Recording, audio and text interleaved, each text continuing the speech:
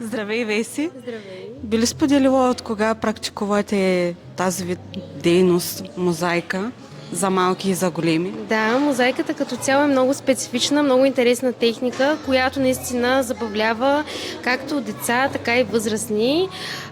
Самите събития отскоро ги правим, в по-големи групи всъщност. Но виждаме, че интересът е много голям и всъщност се радваме, че всеки път усмивките на лицата на децата са много големи, много широки, защото това, което са сътворили, това са го направили те сами със своите ръце и със своето въображение, разбира се. Така че мислим, че това е един много добър начин децата да си развиват, да развиват своето въображение и, разбира се, да творят. Би ли споделила, доколкото знам, имате ателие, което развива този вид дейност? Да, така е. Имаме ателие в Велико Търново. Там работим с една моя колежка, с която сме завършили специално стенопис в Великотърновският университет.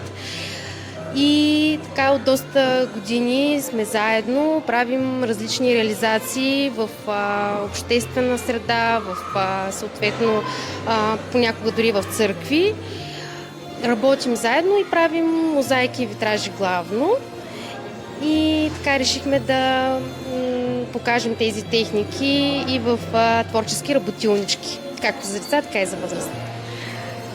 Защо реши ние да сме първите в Горна Оряховица, на които да се довериш и да направиш изключение специално за нас?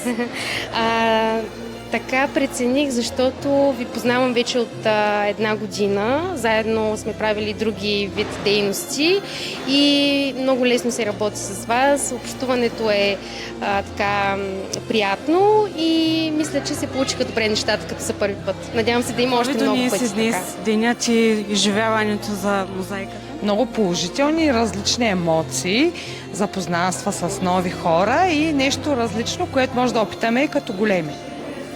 Да, здравейте на всички. Бих искал да кажа, че не съм присъствал на такова нещо. За мен е за първи път и за детето ми е за първи път. Искам да кажа, че е много интересно. Първо, че развива моториката на децата. Тя е 5 годишна. Като гледам масово, другите дечица са по-големи, но мисля, че се справя добре. Принцесо, на теб харесва ли ти днес? Да, Много ли ти харесва? да, Ще дойдеш ли пак? да.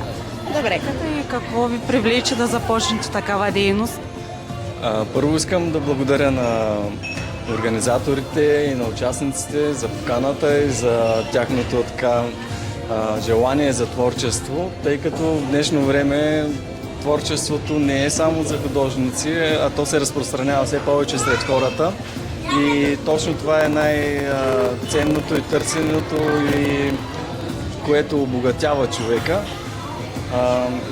Ние сме се насочили към мозайката още като студенти. Тя ни е харесала тази техника, защото ни предоставя удоволствие, когато работим с нея и когато виждаме трайния резултат.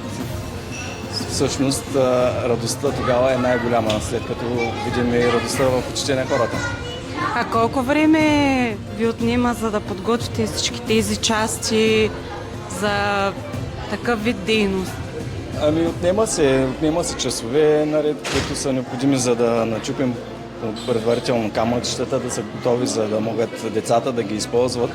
И самите дъскички, на които лепим мозайките, също ги изрязваме предварително, забъркваме лепило и така. Но най-съществената част на творчеството е тук с децата. Благодарим ви за мнението и благодарим за това, че споделихте днес деня с нас. И ние ви благодарим за поканата и за доверието. Какво ще споделиш днес за изживяването с мозайката? Много ми хареса и ми беше много приятно.